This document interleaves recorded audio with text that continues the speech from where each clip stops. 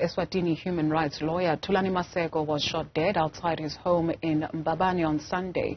Authorities have since vowed to find his killers. He was working with political stakeholders and civil society to pave the way for democratic reforms. We're now joined by Mfanafuthi Tsela from Swaziland Solidarity Network. Thank you very much, Mbabane, for availing yourself this afternoon. How would you describe the mood in the country since news broke? Thank you very much, and thank you very much to your listeners. The mood amongst Swazis and all people who are supporting democracy for the Swazi people, very, people are shocked, and yeah. What do we know about Mr. Maseko? Who was he? Just a reminder for our viewers. Mr. Maseko was I would call him a human rights defender, or what people say, but he was an activist who dedicated most of his life for the human rights of the Swazi people, and was also like an activist who was part of the bigger struggle of democratization of Swaziland. So Mr.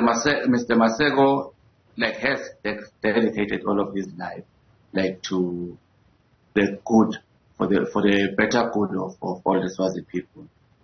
It is alleged that the government of eSwatini is behind this, and so what message is this sending out? Hence we ask about the mood in the country. What does this do for that democracy project? It has been a very huge blow, the killing of the assassination of Thulani Maseko.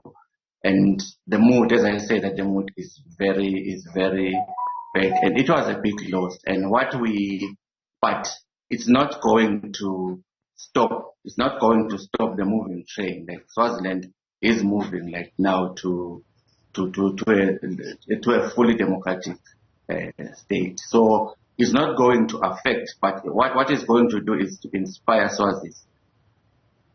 We understand that according.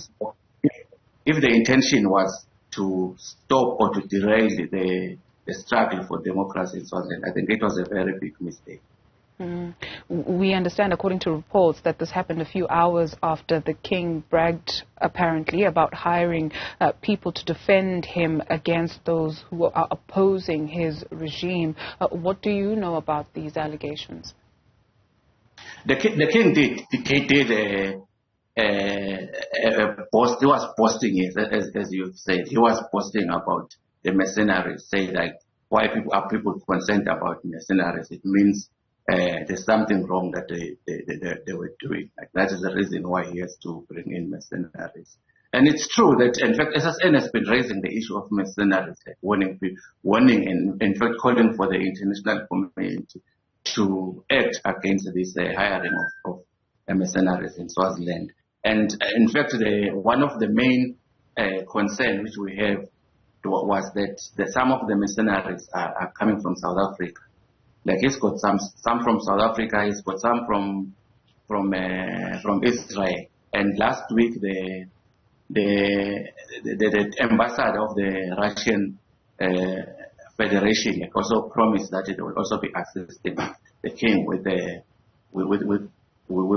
providing security. So, in fact, it's alleged that some of the people who have been seen are alleged to be Russian or East European. So that is a difficulty which the Swazi people are facing now. That there are some mercenaries, but the main base is a South African company or security company called Boston Security, which is it's run by a former mercenary who was based in Iraq and Afghanistan.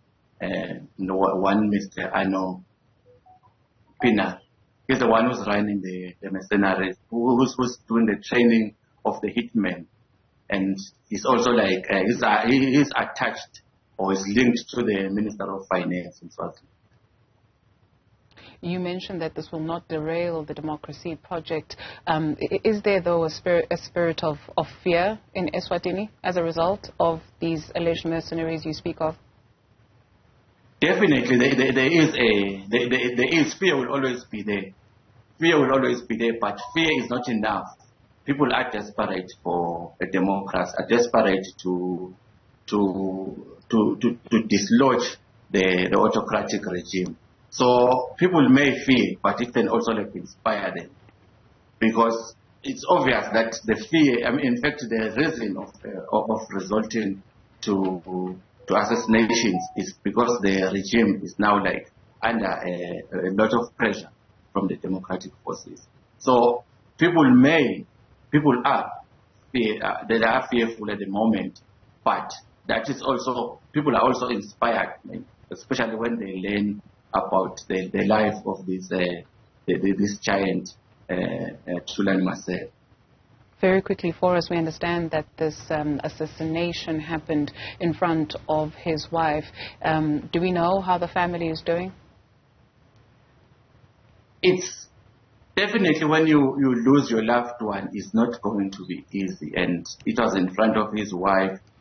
It's very difficult for her, and also the broader friends and the neighbors who also witnessed the killing of Thulani Maseko.